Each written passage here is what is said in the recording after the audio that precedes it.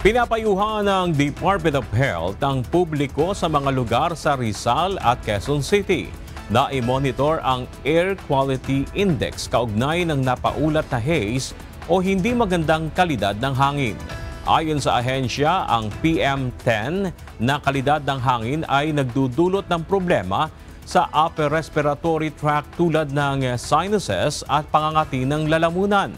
Habang ang PM2.5 naman ay maaaring makapasok ng malalim sa baga at maging sanhi ng pag-atake ng hika at maaaring pagmulan ng problema sa cardiovascular system.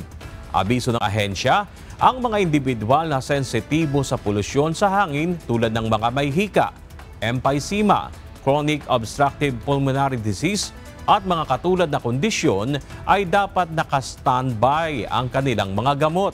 Para naman sa iba pang individual o pangkalahatang publiko, pinapayuhang manatili na lang sa bahay upang maiwasan ang paglantad sa haze o maruming hangin. Pero kung hindi maiwasang lumabas, ay magsuot ng face mask.